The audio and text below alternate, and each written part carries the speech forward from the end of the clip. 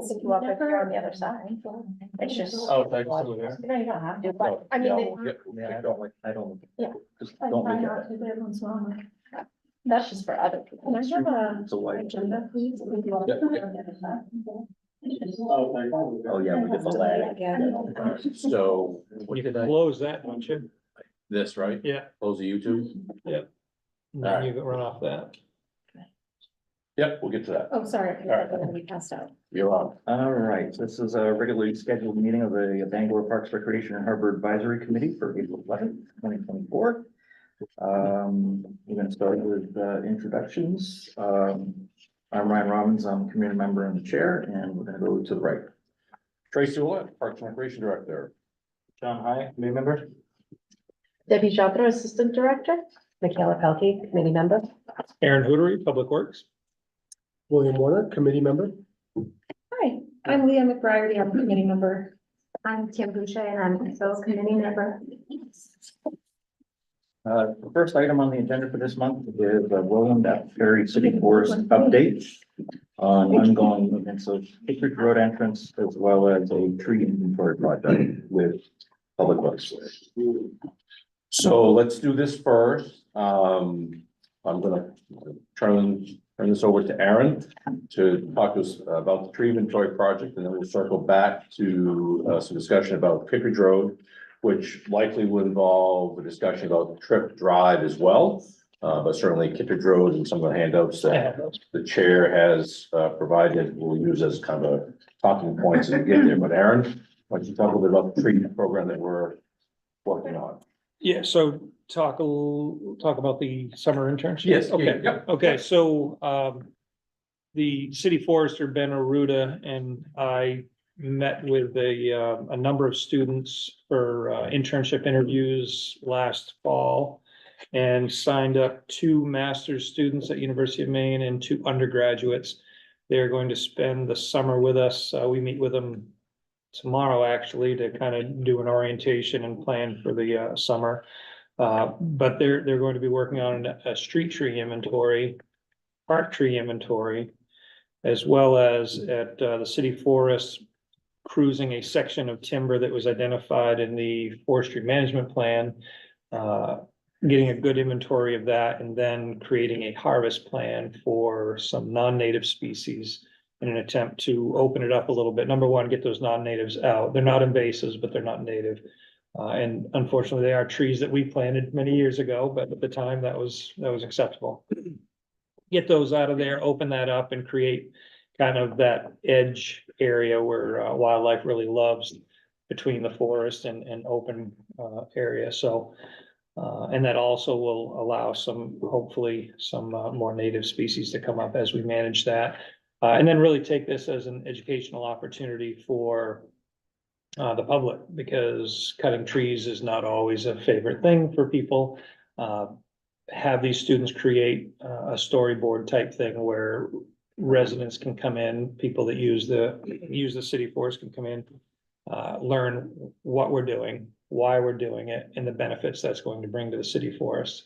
So hopefully that is an introduction to the public for an ongoing maintenance of that forest, and kind of rip the Band-Aid off there in the beginning with some harvesting operations. But I think it's a great opportunity to bring in also, in addition to the public, bring in some high school students that really like to bring in UTC. They have some great construction programs over there. They don't have a forestry program yet, but they have a great instructor in the carpentry construction program who used to manage a forestry program. So I envision the future, they may have that. So I think it's just a great opportunity for us to, number one, put the next step in place for the forestry management plan, and number 2, educate the public. That was a down and dirty overview. Just as by way of background for the 2 of you that are newer to us, so I believe it was, I'm gonna look at that, it was 2021 management plan. We contracted with, actually lives right near the city forest, a gentleman named David Irving from Shelterwood Solutions. Did a pretty in-depth and thorough management plan for the Roland Perry City Forest. That conversation started, to some of Aaron's points, that There were certainly species out there and, trees out there that were getting to a point where we had to start thinning the growth out there for the overall health of the property, and overall health of the amenity. So certainly, it's not intended to be, first and foremost, a harvest plan to harvest as much as is harvest what needs to be removed for the health of the species that we want to encourage out there versus not. So it was time to do that. Council approved that plan.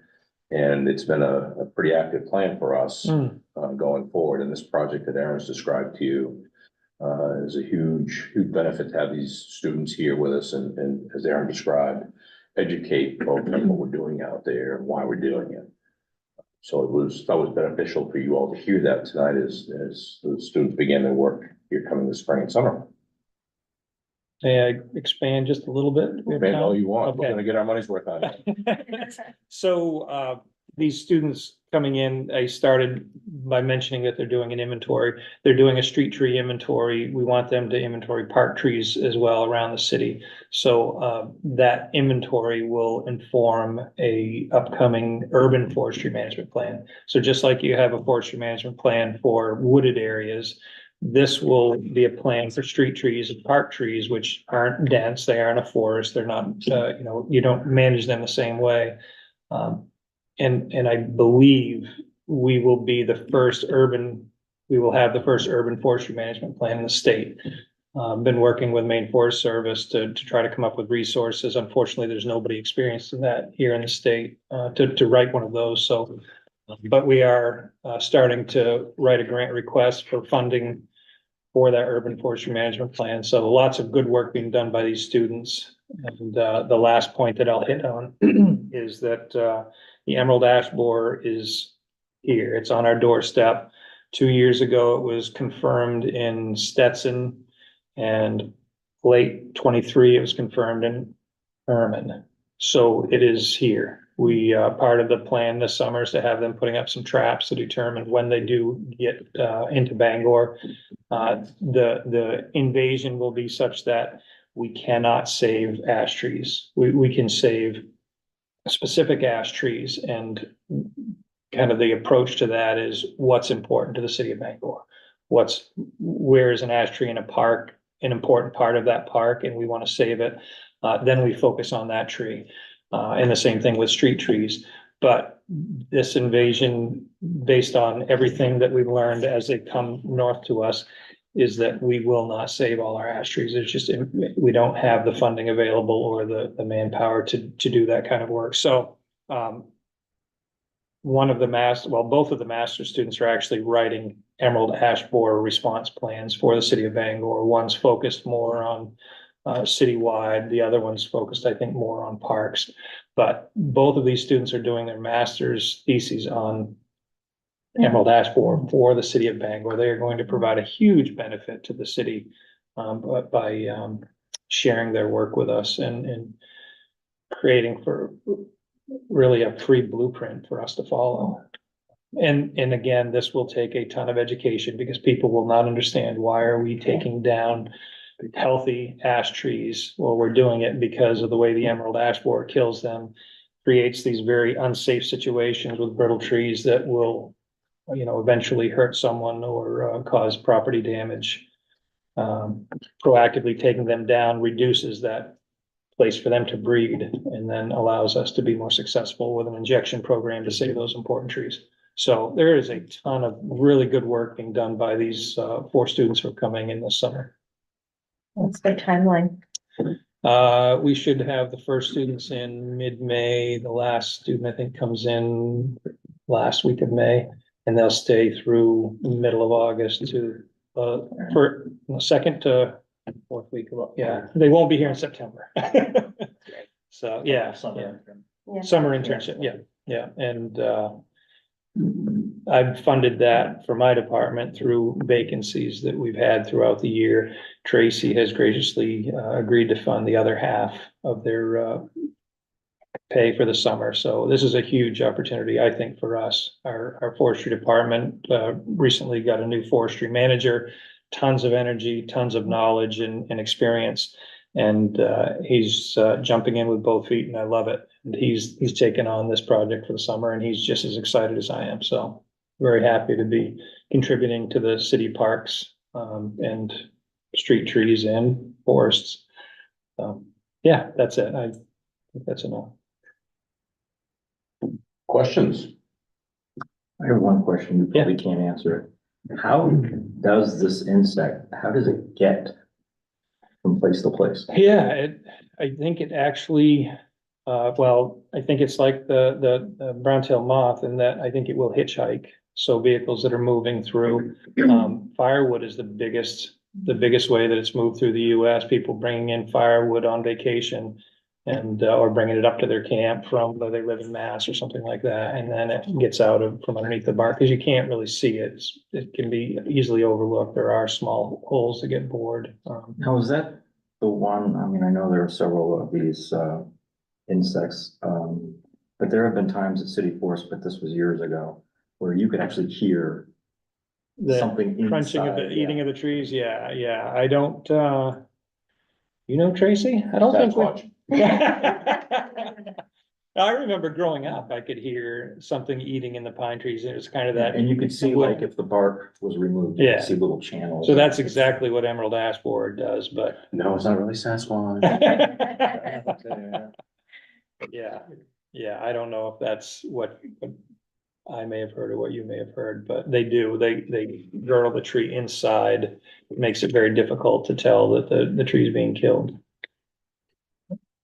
I had just one question, maybe just one. As you talk about the emerald ash borer and we talk about the brown-tailed moth, Mhm. obviously emerald ash borer focuses more on the ash tree. Does brown-tailed moth nest in ash trees as well? We have not seen them. We've seen them in a number of trees that you don't normally see brown-tailed moth in, but I don't think we've seen any in ash. I don't think any of our surveys show Not that that. I've seen, no, not that we've seen. And Yeah, they then, love the fruit trees, they Yes. love oaks, yeah. Yes. and then as you talk about the injections with the ash trees, is it the same type of, formulary that you would use? Yeah, it's to control actually other- the exact same. Our most successful injection was the ivermectin benzoate, Yes. and that is very effective on emerald ash borer as well, so. And approximately the same treatment volume, you know what I mean? So it's, that's good that we're kind of wetting our feet with injections right now because it'll be useful with the emerald ash borer.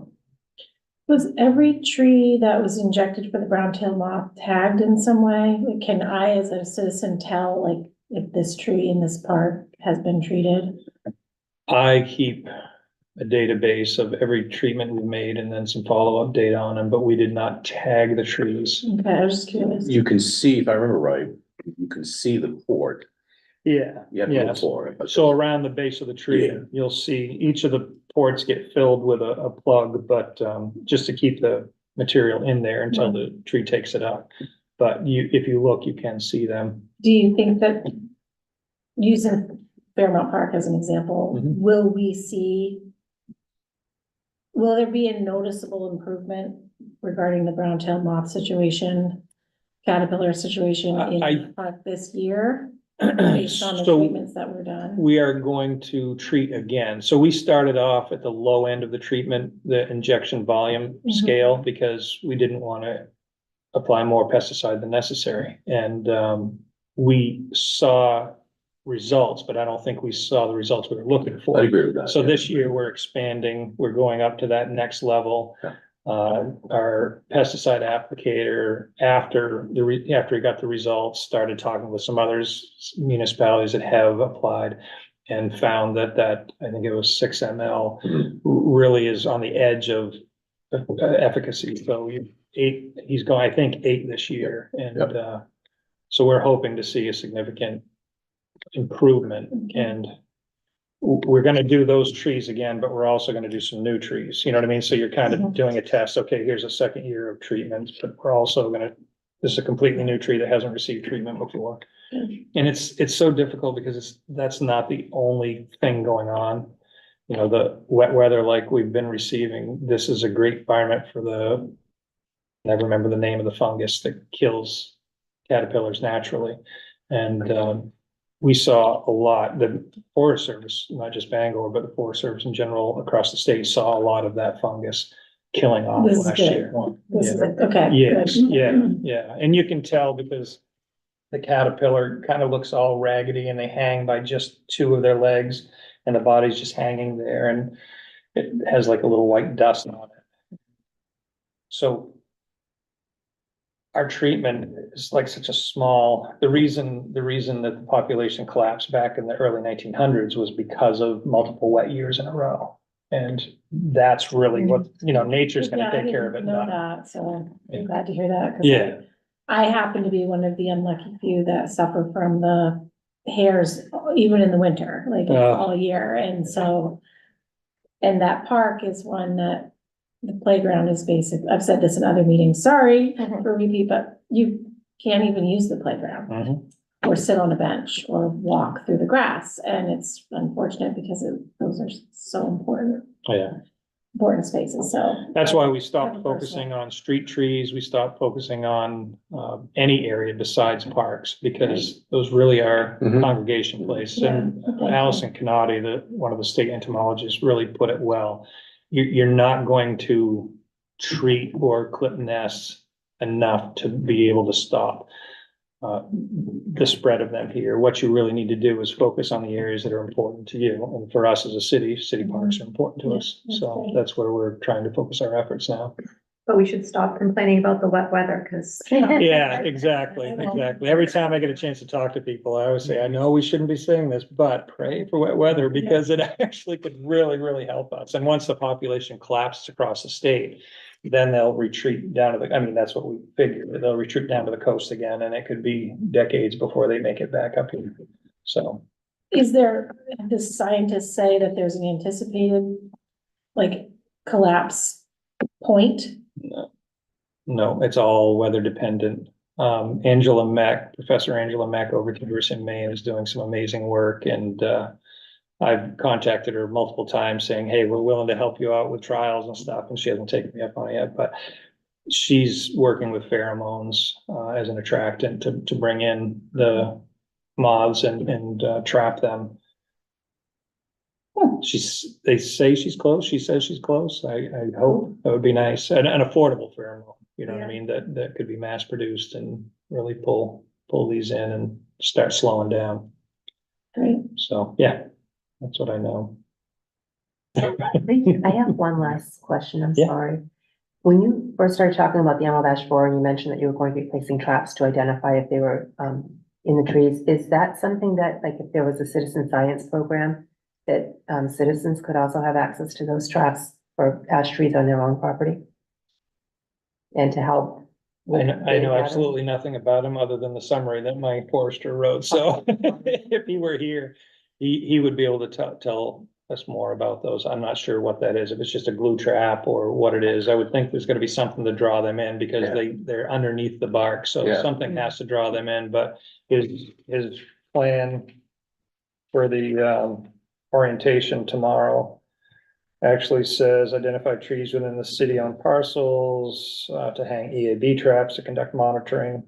And, he's got another couple spots here, identify potential trap, to hang traps. So, I think what he's trying to do is, right now, we waited for the Maine Forest Service to tell us when Mhm. they're here, or, as they've come, and I think he's trying to be proactive. I think just from a education perspective, communication perspective, and possibly funding, that if you could engage the community in a way that they could help gather some of that Good idea, data, that's a good idea, yeah. Mhm, it would absolutely. help increase as far as. The identification is huge, yeah, yeah, and I know the Maine Forest Service would greatly appreciate it. Yeah. They go take all the help they can get, so. Sounds like a school project. Well, there's a citizen science program. I just don't know which department of the state runs it, if it's in wildlife inland and fisheries. I don't know who does it, but Probably not, probably forestry it's a wide array or of different conservation. projects that they do, like tracking salamanders or vernal pools or different things Yeah. at various points. That's what's called citizen science.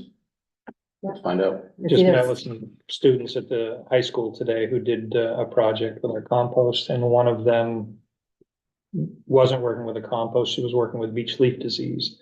And she created an app where people can use that to, number one, see the reported cases through the Maine Forest Service, but also to identify whether trees in your area have beech leaf disease. And her next step is to create a reporting tool. And I said I'm sure Tracy would be fine with putting it on the boards at the beginning of trails, so they scan that. Now they can go out, oh geez, that really looks like it, take a picture, report it, and now, citizens are reporting that, so she was very excited about That's that wonderful. next step, yeah. Right. Yeah, it was great talking with those today, those kids, students. Any other questions on that subject? All right, let's talk about Kittredge Road. So Kittredge Road, there's the 200 is the city forest, and Ryan asked if we with Kittredge Road, but certainly what you see there in front of you in the photos that he has shared, the general condition is indicative of this time of year. It's indicative of both Kittredge Road and Trip Drive. It's the nature of a gravel road. Certainly Kittredge is more of a challenge because of runoff. So our typical approach periodically throughout the year is to work with Aaron's crew of Public Works to consistently, constantly repair, fill in, grade, etc. So it's about this time of year, and I'm gonna look back at you, that we typically try to tackle that with grading. Certainly one of the pictures, the first one you can see there is we've got some runoff that heads to the right edge as you go down the hill. The two larger culverts down at the bottom of the hill in the bog are slowly getting narrow. So certainly that's something we'll want to probably tackle at some point with Aaron's crew. Same scenario on Trip Drive. We're grading, filling in periodically throughout the year. Going forward, if it's going to require, unfortunately, and I'm going to talk about this at the end.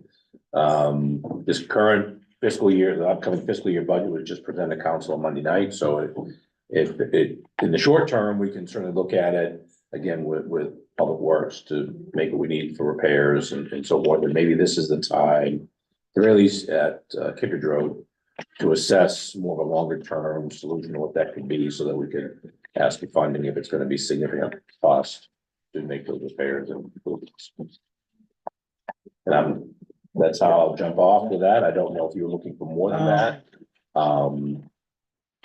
I know it would be extremely expensive, but has any consideration been done for perhaps paving that? Because I would think that over the years of constantly having to go back there and No, it's true. grade it, it might be more cost effective. I don't know. No, to answer your question directly, we have never considered paving down that far. You just finished paving to the turnaround. I don't know what that presents for permitting down that way, if indeed it does. I don't know one way or the other. Certainly in anticipation of an FY 26 budget discussion, we can get some rough numbers and try to include that as perhaps a capital request to pave that. Now, saying all of that, the practicality of paving that will come back to you while you're here. And it doesn't necessarily need an answer to tonight, Aaron, but if indeed it's a practical solution before we start rebuilding the culverts down at the bottom there and that sort of thing first, or should we use different material? What we've been using, try and get a longer life out of each repair that we do, is using pavement grindings. They seem to hold up better.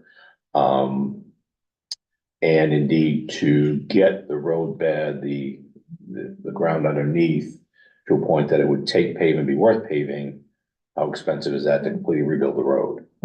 So and I preach this whenever I get a chance to talk with anybody about roads, but water is the enemy of roads, and clearly you have issues with water here. So you really need to find ways to move that away from the road, or any investment you make in pavement is going to be wasted. The problem is, and I didn't do any research on this, but I have in my head that we're right on ledge at sections down through Yes. there, so. So actually, the first picture to your statement, Aaron, I think is where that first vein starts of ledge starts to appear.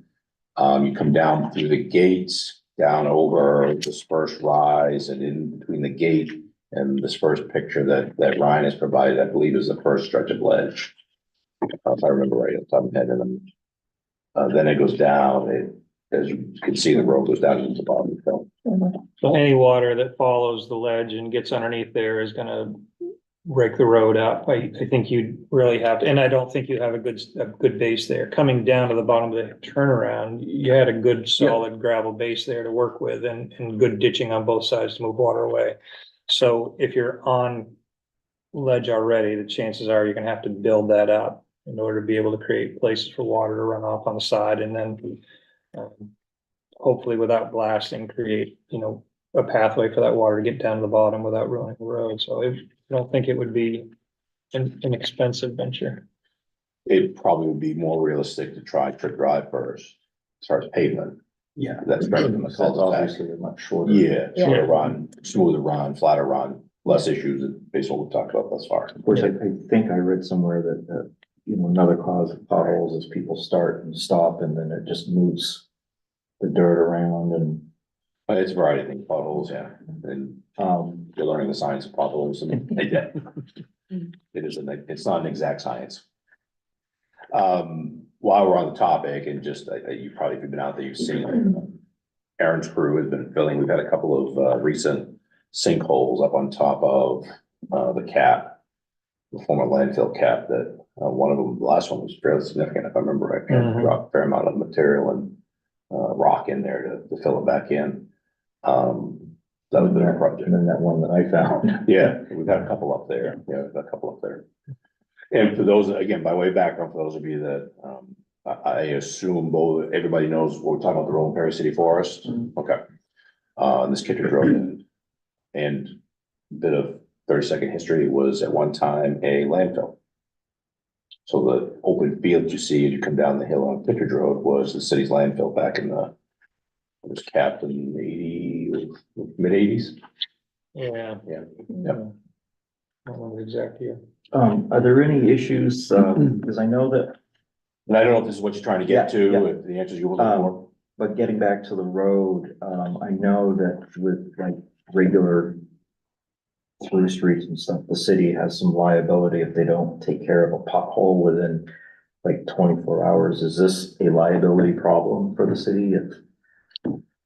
That's not a public road out there, No, even not though it's public public road. property. Yeah, it's not an accepted street, so we don't have that tort liability, but, Maybe put a warning sign up there for people who don't know the area, because once you realize that it's like that, it's very hard to turn around. Road conditions can vary season to season, and yeah, no, that's, You thinking on the turn? Is that what you're thinking? Yeah, like right when you get there and you've got your choice of either parking at the snowplow turnaround or Right, yeah. continuing. there are times of year where it's just not feasible to, especially through the winter, to fill it in, because it freezes and it just creates more of a mess than what already exists. Now, I noticed that sometimes, some winters, the city has plowed all the way down to that lower parking lot. Is the city doing that or not doing that during the winter? So between Public Works and Parks and Rec, the roads at the city forest are plowed year round. So, my guess is your highway crew turns around at the turnaround, and then we pick it up at the gate to take it so I down. don't the think hill. my guy's going down there. Yeah, no. And we've been doing that for a few years now. We've tried to keep the roads open out there so that we can use them, and then on trails and the east-west loop, we don't maintain. So, yeah, no, it's the city, but between Public Works and Parks and Rec. We're moving our postings tomorrow, so the frost is completely out of the ground if Yeah. we wanted to proceed with. Yeah, we can circle up and figure out the road. So short term, this is the time of year that the burst will send their crew out to start working on it, to at least get it passable. Or not as challenging to pass, how's that? Not as challenging to pass. Yeah, I'm not going down there until at least probably July. Yeah, that's all. That was my, And it is I mean, this, as you know, from being out there, if you go out there on a regular basis, this is the time of year that is typically the worst, because as Aaron alluded to, the frost is coming out, on its way out, and it's been a while since we've been able to do the regular maintenance that we do. yeah, so I think an alert warning sign would be good things, you know, people who don't know the Yeah, area. no, it's easy enough. Similar like a frost heave type thing. Yeah. Most come out. Yep, that's easy enough. Would there be a conversation before a decision was made as far as whether or not to pave Oh, yes. a road like this? Yeah, oh, yeah. Okay. Yeah. 'Cause I can see pros and cons on both sides. No, yeah, and certainly it creates quite a, it changes the entrance and how you behave when you enter. Well, it's a small parking lot, so there certainly is some conversation to have before we. Could attract more people who don't really have a nature Right, right. Yeah. reason to be out there. Yeah, and on some level, if you're a frequent visitor of the city forest, there is an awareness, okay, it's that time of year, the road's gonna be kind of a mobile trail, so. There's an environmental impact too when you start talking about paving that. No, that's true. Yeah, and that goes back to the unknowns about permitting and that sort of thing, especially in that part of the road. On that subject, with the sinkholes, has anyone talked with DEP to see whether things are up to snuff on? They come and inspect on a regular basis. I don't know, and our charge is to maintain the cap. Other than that, I don't know that there's necessarily a need to reach out to them, and I could be speaking incorrectly if you did anyway. I know I spoke to them when I did my presentation at the waste conference Yeah. last year, and, that was kind of in between the old rules where we didn't care what happened to the old landfill and the new rules where there was lots of very strict. Right. But I do know that, like the mowing it once a year and periodic inspections was part of it.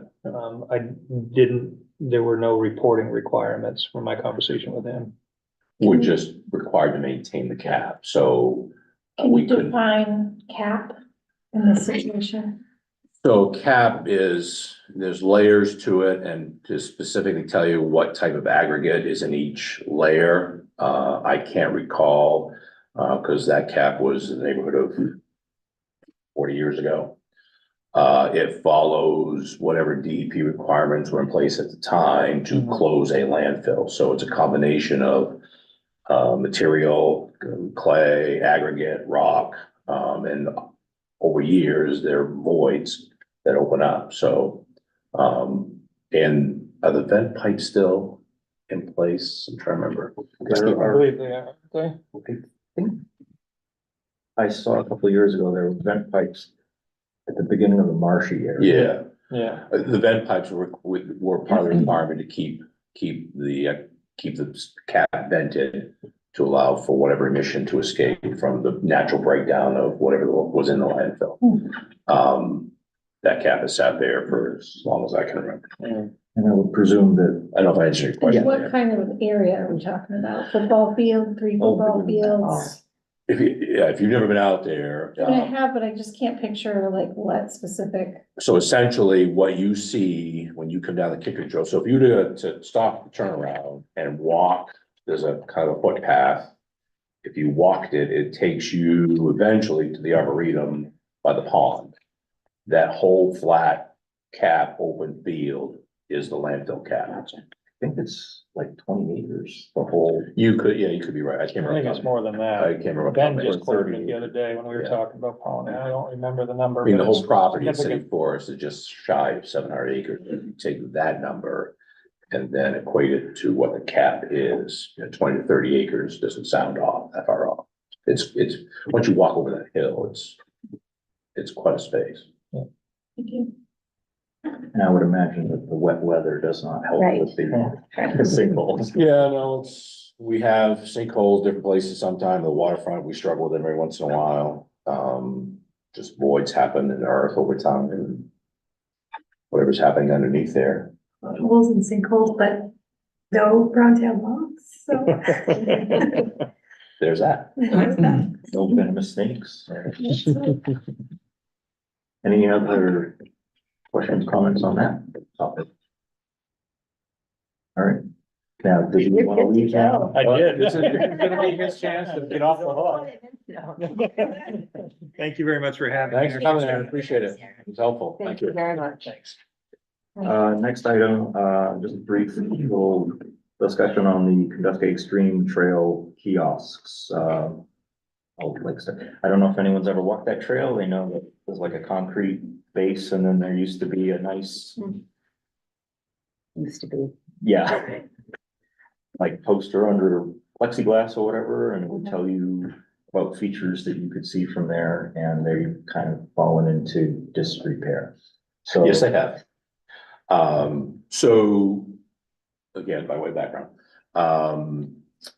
approximately a number of years ago, LL Bean, city was, received a grant from LL Bean to, make the sign, have a sign contractor develop the signs, and then paid for the concrete pedestals that they sit on there. 36 by 24, somewhere in that neighborhood, and they were placed along the stream, and there were informational, historical references and just history about the stream. Deb and I were out yesterday on a canoe race excursion, and one of them is at Maxfield and around the Maxfield and Flour Mill areas to talk about what those were. Some of them are in better shape than others. Some of them are completely missing. So certainly one of the things we can pursue is to get those repaired as needed, replace the plexiglass as needed. They're a nice piece of information. Unfortunately, some have been really destroyed. The bases, I think you mentioned that yesterday, can just be repainted to cover up whatever graffiti. But the original drafts of what was produced, I would need to search those out to redo them. That project was like 20, that was a 20, it was before you. Before me. Okay, so it was at least that long ago. So I'm gonna say the neighborhood 20 years ago. A few city planners ago, so. I can start to do the work to research those out, to start to work on getting those, the ones that need to be replaced, and at least work on a plexiglass. I agree, they're pretty cool things to have out there, and as we go forward to try and work with the folks group to clean up their portion of the stream, from the local Kenduskeag Stream group, and try to encourage people to get down in there. Have these. Because I know there's one down near the footbridge there. Yep, And Lover's Leap, I think, has one. yep. And there's one as you go across the bridge on Valley Ave, heading back towards Kenduskeag, Yep. there's Lover's Leap, and there's another one on the other side of that bridge. Would that be something like AmeriCorps could do, or? I was just thinking that, I mean, but we'd still have to get somebody, like you said, LLB did it or some, Yeah, you gotta get or somebody somebody. else, yeah, you gotta get somebody to, create those, they can help install it and paint the bases and stuff, but they wouldn't. And obviously Tracy's gonna research what's in it, because that would be nice to get what that is, but I mean, if it was 20 years ago, time flies, it could have been 30, we don't know. Right. I think It was at least 20, because I was here, so. Oh, I think it's about 20. Yeah, to get those, and if those are, compatible, or do we redo it, and there's so many other questions on, if we're gonna redo it, we wanna do it right. Yeah, but yes, they could help out, but we'd still have to do all the other stuff Yeah. before. When we start to work on it, I'll have to track down the original files, that might be as simple as finding those, and if there's edits that we need to make, or, but I still think they're all fairly accurate. Add in about the eagles who have taken up residence on the edge. Oh, I do believe actually that sign mentioned you might see a bald eagle. Yeah. And that was Pretty before good they odds. actually showed up. Right, that's right. Very good odds. You might and get attacked. You might see a duck taken out of the stream. More than once. One of those, I think, and I might be confused because, again, because of the fishing, there's different fishing posters that are put up as well, but those are temporary. Mhm. But one of them did identify the different type of wildlife that you can see. And Yeah, that's turtles and, the great blue heron, the eagles, different fish, and actually that leads into the other question I have is where the park stops and, the state comes into play as far as stocking the Kenduskeag Stream and managing people who want to fish and whatnot. It used to be that we'd have a pretty good dialogue and conversation with Jeff Fahey, who was the warden for a long time. Jeff retired. So we don't have that kind of consistent communication we used to when the DFW does go in and stock and that sort of thing. We just noticed yesterday some of the signage. And Jeff would always be good about letting us know that. So it's something that they do. The city doesn't do any of that kind of activity as far as the signage you're seeing about the wildlife. That is them putting that up. We've always allowed it because it's as much information for, so it was not anything that, well, while you're doing that, you should do that, but we just, that communication hasn't happened recently when they're doing that kind of stuff. They publish on their website the stalking activity. So for example, last year it was April 25th Yeah. that they stalked the stream. Yeah. So I'm guessing Don't they do it right around the Bullseye Bridge? Is that where they dock? that's one of the sites. That's one of the sites, Jeff used to go down, he used to go there, he'd find a place along the valley, just above Maxfield, something like that. So I don't know who's doing it now and when they do it. Jeff was always pretty good about just shooting me a text or something like that. What's really interesting is down by Lover's Leap, all you need is a GoPro. You just put that 2 feet underneath and you would not believe how Really? many different fish there are. Oh, yeah. It is, it's Oh, wow. amazing. You can't see them, well, sometimes you can see them from the surface, but they just like to go where there's like slower moving water and just hang around. I guess kind of what I was thinking is the state regulates the fishing laws Mm-hmm. and those signs are posted, but the fishing is happening in our parks and there's activity as far as, you know, what's happening with the disposal of the fishing line, the fishing supplies, are there proper receptacles so that somebody's not getting, by somebody, I mean an animal, getting tangled up in that Mhm. fishing line? Is there, what's out there as far as using lead in your fishing supplies, things like that? And I just wasn't sure, if there's any opportunity to put some signage and supplies out there, like a trash receptacle for the. It's actually not this time that of year. idea, it's very least on our end, much like we've done with things in city forest. Just some kind of do's and don'ts, if you're gonna fish here, fish legally. I 'Cause it wonder gets if the really game busy. warden would have more knowledge, because they do go out there and tell you if you're doing it wrong and stuff, so they're out there and they Mhm. see all this stuff, so it might be a conversation with them saying, Yeah. hey, Try to- is this right? Do you want more from us? Cause they are out there. I know people fishing that get caught, that they're not fly fishing, or they're doing something wrong. So, We do have Fahey on payroll, so maybe he can be like our consultant right. to his former employer. Anything else on that? That answer your questions about the kiosk, we can start to see, get the process going. I don't know that it'd be that oppressive and expensive to fix those up. Yeah, we gotta count, see how many for sure. That's one thing. I know the community would love to get involved with that too. Yeah, It's gonna be a fun cleanup. Yeah, for sure. Yeah, What a segue. What a segue. oh, me. Food vendor. Oh, canoe race. Oh, canoe race. Oh, Jesus. Oh, you almost skipped over her. You're You're gonna gonna pay pay dearly for that. Which we did talk about I last ruined the time, segue. some, Yeah. but we do have some new, well, you're, I think, I'll give, you guys already got one, but, Yeah. yeah, If I can do this, Leah did. here, anybody want more stickers or anything? I have one. There you go. Perfect. Wow, that's awesome. That was really good. That was really good. Again, it's your turn. Okay, why, anybody else want one right now? I'll grab one later. Okay, yeah, grab one there. So our 57th annual canoe race is next Saturday. Just gonna give you like some brief updates on what's going on. It's something that we started different during COVID, is do earlier registrations and, assigning bib numbers and stuff the week before. And like you said, it was a godsend. It was the best thing we ever did. So we're gonna continue doing that. Another new thing we did this year is an early registration fee, which back in the day, I started 16 years ago, and, you know, doing an event like this, there was 1,000 people at your door the night before. with a piece of paper in their hand, registering. So, yeah, we don't want to go back to that. Takes all the fun. It was awful, crazy. So now, this year, we actually even put an early registration fee, which we attracted over 400 people for the early registration. So which now we feel like, it almost feels like the canoe race is over because no one's coming through our door.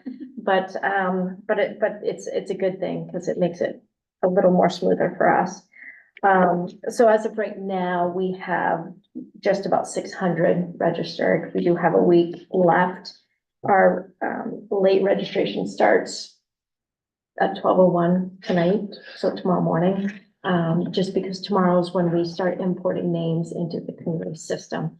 So anybody that registers after 12:01 tonight makes it a little more difficult for us.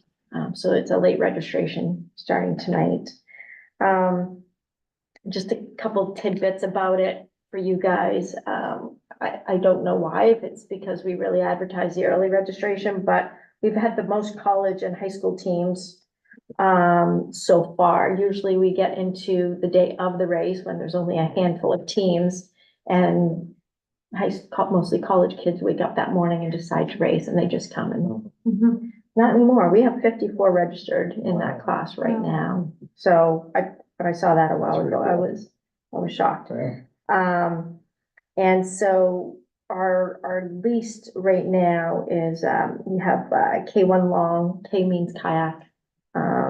We only have 4 registered. Our C1, which is canoe, 1 person experience, only had 4.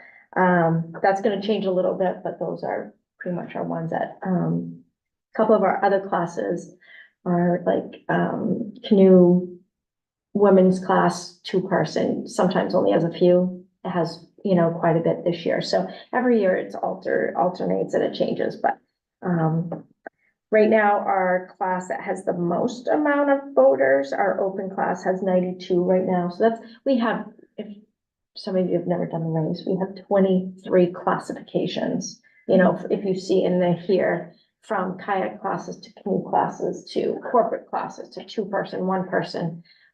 So we have 23 different classifications, and people can sign up for whichever one they want, as long as they're with the parameters of in here. There's a recreation and an experienced and a beginner class. We have things in here like, if you've done the beginner class and you've won first, second, or third in that class, you can never do that class again. You have to do the experience class. So we had a couple come in today and they won 3rd place 12 years ago in the beginner class. So they had to sign up for the experience. They're very excited to do that. So, and then our other one that has quite a bit is our canoe 2-person recreation class has 70 right now. So that's 35 different boats. So that's a really big class. Yeah, I was gonna ask you, how many boats is that all together? 600 registrants, but We have 276 right now.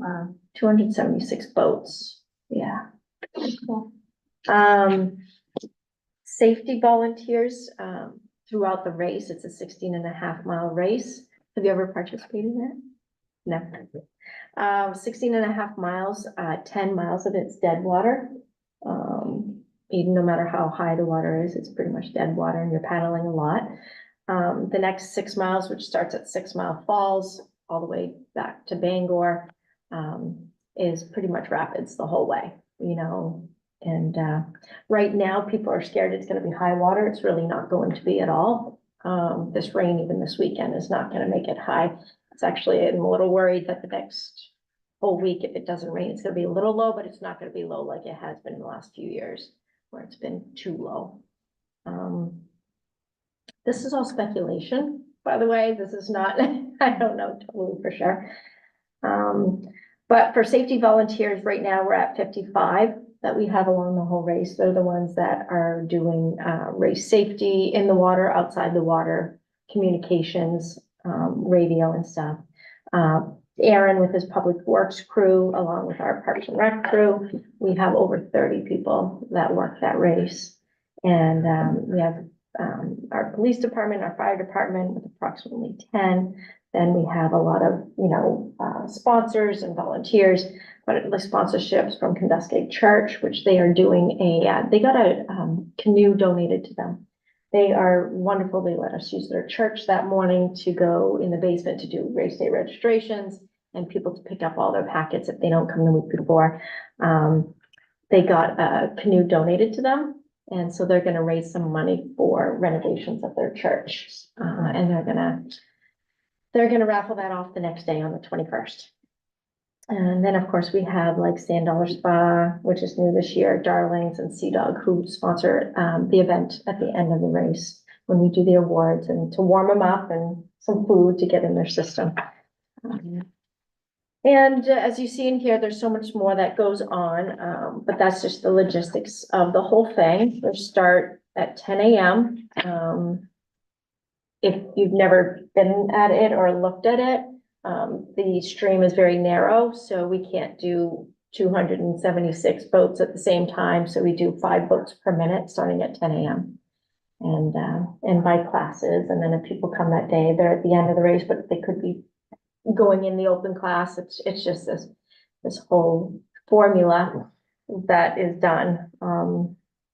Man, there's so much more, but is questions that you guys have of us and me about this race. Talked about it last month. I know. There's somebody new though. Anything else? I have to admit that I've never actually watched it on purpose. I think when I was first moving here, we were looking at a house that backed up on the stream and I could see all of the people watching and the boats going. But this year, my husband and my son have signed up for the race. They're gonna do it, so I have to drop them off and I'm gonna have to watch the whole thing, so I'm a little terrified of what That's they're gonna okay. experience. That's but- okay. No, well, you won't be able to see them, the whole thing, just certain spots, but you can Yeah. drive from one spot to the other. Are they Yeah. doing the senior junior? I guess, yeah, they're doing like the mixed kiddo. Yep, Well- senior junior, yep, They'll be fine. That's cool. They'll be fine. Oh, they'll be fine. Yeah, yeah. they're gonna wear helmets. We have a great They'll time. be okay. And no That's blue good jeans. I don't think. No blue jeans. Yes, so. Okay, That's great. but I bet they'll have a really, really good time. Yeah, yeah, they will. Nice. And currently the weather forecast is 56 degrees for the time. And that'll be nice. Last year was 80, so, Oh, Beach wow. party at the end. yeah, As last year, long as it's not. Was it that? Did you do it? it was, It was nice. the warming tent was not used Wow. at all, Yeah. yeah. And the weather it's all over the place every year and you never know. And yeah, I've worn big boots with, and just rain jacket and sweatshirts and everything, and I like literally like froze. And, some years it Wow, snows. crazy. Yeah. We do that different year by year. yeah, It's April. Yeah. yeah, Mhm. exactly. Anything else on the canoe race? It will be televised live though, just to let you guys know. And That's cool. that starts at noon. No, not noon. 11:30. 11:45. I can get you the exact time. I have it, but yeah. All right, Don't tell her that. She'll just stay in and watch it on TV. Yeah, I know.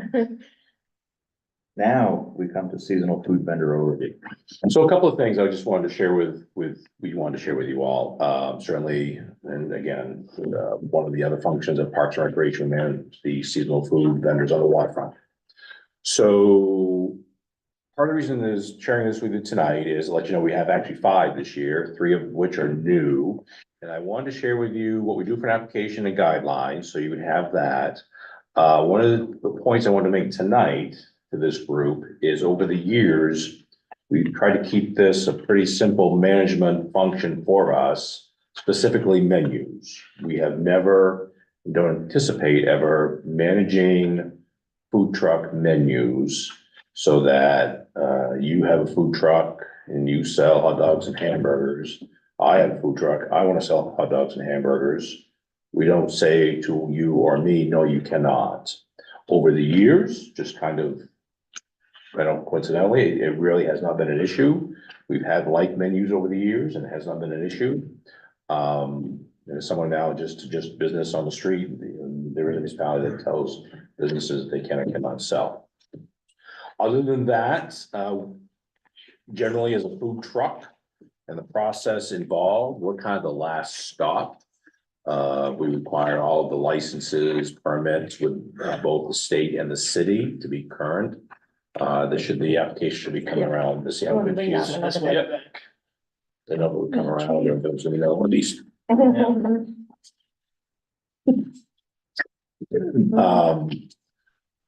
And you can see the fees that we charge, and over the years, and I think we've discussed the fees here before.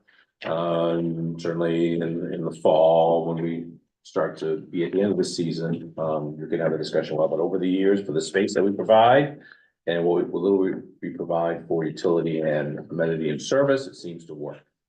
We don't dictate hours. What we do tell vendors, especially new ones, whatever you decide to do for hours, we strongly encourage consistency with them. Over the years, our observation has been the ones that don't do so well, they kind of come and go for hours. They make up their own minds about events down there, especially concerts. Some concerts, some vendors have better success of staying open, some do not. We certainly ask that they don't stay open too late at night, because ultimately we want people to go home after concerts. So, but again, hours and menu, we really don't manage. And you can see what we do manage as far as the guidelines. So for this year, two are returning. Nora's Grill is returning. Nora's has been with us, I think this is the third summer. And Wild Cow Creamery. Wild Cow is the ice cream vendor. They have been with us for a number of years down there. New this year is called Dreamer Food. They'll be serving hummus plates, roasted veggies, beef pockets, and something else I'm not gonna try and pronounce, and maybe someone else can give it a shot. Smoke and Steel Barbecue is joining us. Smoke and Steel does pulled pork sandwiches, wings, smash burgers, deep fried Oreos, brisket sandwiches, and half rack ribs. And the fifth one is Salt and Cedar Kitchen. They do hot dogs, hot chicken sandwiches, smash burgers as well, tacos, quesadillas, grilled cheese, fried cheese sticks, all made with homemade bread and homemade sweet treats. Now we're all very hungry. Yes, well, I did that on purpose. And then we have two on a waiting list, so we can only allow 5, and that's by city ordinance and code. And it has to do with the land use ordinance and the parcel, and that's what council has ultimately authorized. And recall that we lined them up in that parking lot right along Front Street on the waterfront. And we've tried to, and actually this came from COVID. And it's worked out really well, and we have kept doing it. We create kind of a courtyard there with some Jersey barriers and tables, and to kind of create a good little food court on the waterfront. How does the waiting list work? Is that if someone decides halfway through the season, they're just gonna leave, or? It depends on the season and depends on that. So there's certainly some circumstances if somebody indeed leaves. Then we go to the next person on that list if they're still interested. The other function that we do offer, and they can set up in front of what we call Broad Street Park. There's a daily seasonal concession, same guidelines that you have there in front of you, same application. It's $40 a day versus the season that you have there in front of you. That came about. There are still some that see the concerts as a possible opportunity to do food outside of concerts. Our typical feedback to them is that's fine, and we can allow that. Remember that folks can't take food inside of the venue. So whatever they purchase, they'll have to purchase and eat before they go in. That was the gist of what I wanted to make sure I shared with you, the group today. And the two biggest things, just to remind you, that we don't manage menus, we don't manage hours of operation. Many of these folks have a social media presence now that they certainly have a following. Pompeii was fantastic. Pompeii was with us. They had a social media following, and we're really good about consistent hours. Like many folks, they ran into staffing issues and just a change of model. So Nora's has been with us for a couple of years. Wild Cow has been with us for quite a few years. They're one of the ones that kind of adjusted their hours to coincide with dinner. the typical dinner. So we'll see how these new three do this year. Questions about that? Thoughts? Those that, I think that's the first we've let out that, of the three new ones, and looking forward to it. They'll start to set up mid-May. There is a plan to pave that parking lot as soon as the paving plant opens, to have it paved and striped before they set up. And get the docks done. Are they going in next week? So dock 1 will start to go in on Monday, docks 2 and 3 the following week, and we'll wrap up with dock 5 at the end of the month. American Cruise Line schedule, I should have full schedule here in a couple of weeks.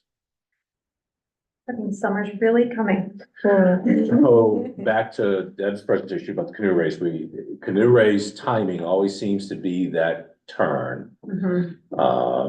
It's always just, well, not always, 99.9% of the time, it's on the third Saturday in April. It always seems to be that. We're finally here. Yeah. Finally here. I'd say 99 because it's happened once and Yeah, it's happened once. so. Couldn't get the ice to go away. It's either the first day of spring or the last day of winter. Yeah, right. But yeah, you're right. We're starting to make the turn. Starting to make the turn. Yeah. Yeah, so that's food vendor updates. Any other comments on that? All right, next month's meeting, when? I have a new business. Oh. Yeah, I do too. You've got someplace to be. No, I just getting over Um, items here. Is there one that I don't know about, or has there ever been a discussion about having a Parks and Rec app? An app. An app. Here's To my, do what? well, as somebody who has programs, who runs some of these runs, I don't know, what do I do? I participate Participate, in these programs throughout the year. Like when I log in to see what's the registration look like, or to communicate with the parents and, you know, being able to like push a button on my phone and have it open up versus having to log in every time, et cetera, and then like it doesn't really fit on the screen and I can't really see what I'm looking at. For actually registration. Or, no, for like Our managing, for Back-end management and communication with. yeah, like as a coach or as somebody who's, like, we've got programs that I'm involved in that are currently open for registration, and maybe I'm overly enthusiastic, but I like to check to see what's the enrollment, for You example. can, as a coach, we can put you. No, in it. I do, Okay. but I have to log in every time versus like, you Okay. know, like if I wanted to see what programs are available at the YMCA right now and like what's open or what the hours of the pool are or whatever, I can push a button, look at the app. I don't have to log in and the information's there. But if I want to look up anything about Parks and Rec, I have to go to the website. Yeah, I get And it. if I want to look at the programs that I'm involved in as a coach or whatever, Is that something it like- seems cumbersome to me as a user for that purpose. Now, I know that there's only a handful of us. But also for parents, like if they had an app and they could say, what programs are available now? Versus opening up a browser and logging, Right, you know, or I guess they wouldn't have to log in to see the programs, but. You could even get a notification right on the app where, you know, how us parents get emails for, you know, your kid is 8, you participated before, there's a new program, you get an email. Well, some of those emails just disappear, or, you know, they go to the junk, but if you had an app, as we do, then they get a notification on the app, you could open that up and see that there's this new program that your kid is interested in and available. You could then just register now and it's done, like it could remember your credit card and this and that and everything. It just, as a user and as a parent. Right. Well, every And I know day, there's probably cost Yeah. involved with that and everything, but. yeah, well, right now, the software we use, does not have that available. But they're always updating things. It's something that we can put in their queue to take Yeah, a look at 'cause I'm and see surprised if they don't anybody have else, because I mean, they have thousands of recreation departments Yeah. throughout the country that use this software, and they're constantly updating it, but you're right, we're realizing too now that email blasts do go away, so now we have the opportunity to text blast, but we don't want to text blast everybody. Mhm. We only want to text blast people that are already in a Right, program. yeah. That's fine. Yeah. But when we started this program, there was no that wasn't offered, so there's probably 5,000 families without clicking the text blast option, so they are not even getting those. So what I would, Yeah. check with my rec. I am The gonna other check. opportunity we might be able to do is the city is transitioning providers. Maybe it's something that at least with Civic, you get an app option. Mhm. Is it because they're gonna transition out the Q Alert app into something else. So if it's not with my rec, maybe we can piggyback on some other. Something to look at. Yeah, The school department has something that's it. been on my mind, Why, because yeah. even like Oh, it's a fair question. last fall, I think I had 3 or 4 programs going at once with rolling registrations and et cetera, and like, I needed to know, okay, how much equipment do I need to bring, or how much more new equipment do we need to purchase to support this program, and for some reason, for me at least, it feels very cumbersome every time that I have to go in and log That's fair. in, No, and that's then That's find that program the way that it's organized, I can't, like, they all look the same, and I don't know, it just, and then when, even as like a basketball coach, from there's a last minute change to a practice, let's say, and I wanna text or email the families, as you know, you have to go in and then like copy it from here and paste it into something else, and, which isn't always It's user not, friendly. not on your phone. On at your least. phone, it's not, Right. and I don't carry around a laptop, so Mhm. it would be amazing if, Okay. if and when that becomes an option. I know it would make a big difference to my experience, and probably not just me, No, and as parents. Yeah. It would be useful for parents, you know, like basketball's canceled tonight, Mhm. or Yeah, the pool is closed today, or something like that. Mhm. Which we have that, but we have to email blast. Yeah. right, and you have again, to the Sign up for emails, which alerts they a want. lot of people don't, A lot of people Look get at a email. lot of email. or they don't, Yes. they're not, that's not what they're doing all day, so they don't see them, and it's Right. weeks later that they might find it. Right. Yeah.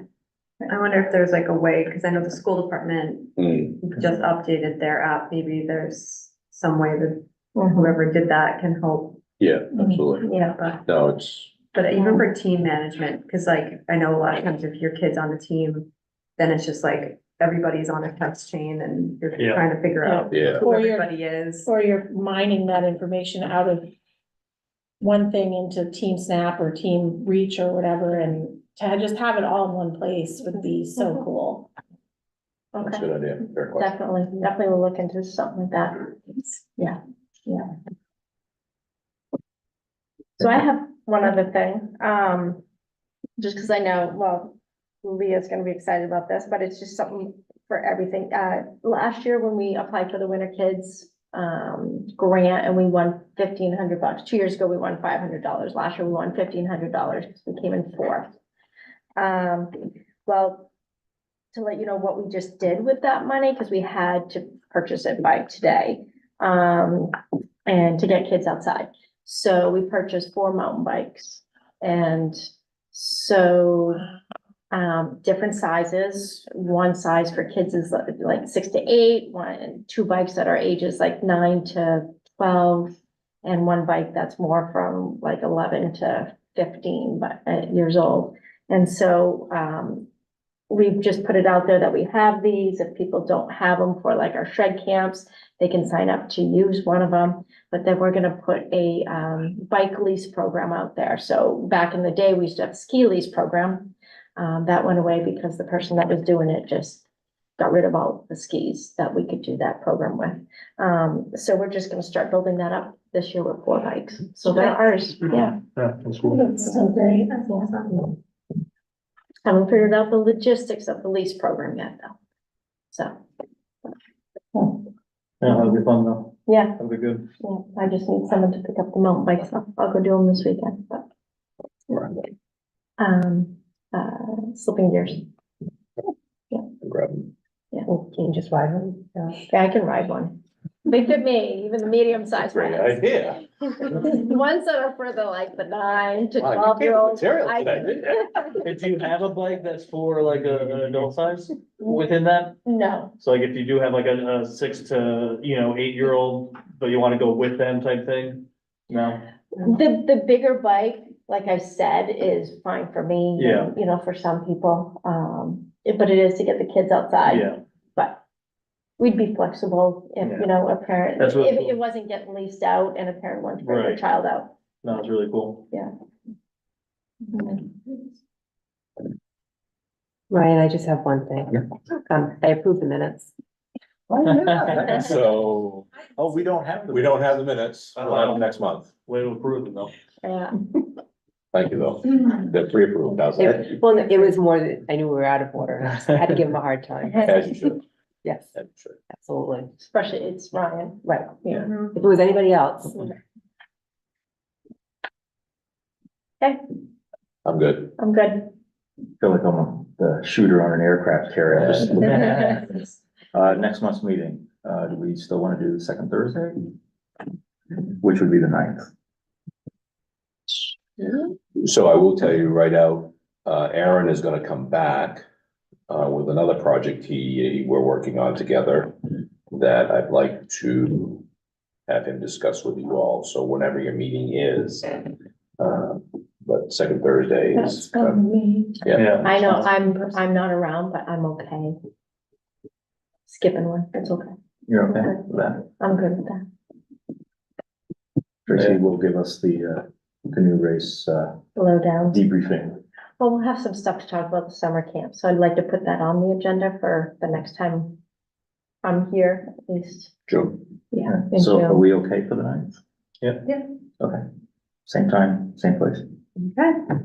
And you gonna say something? No, I'm getting ready to click off. The Mother's Day dance is the week before that.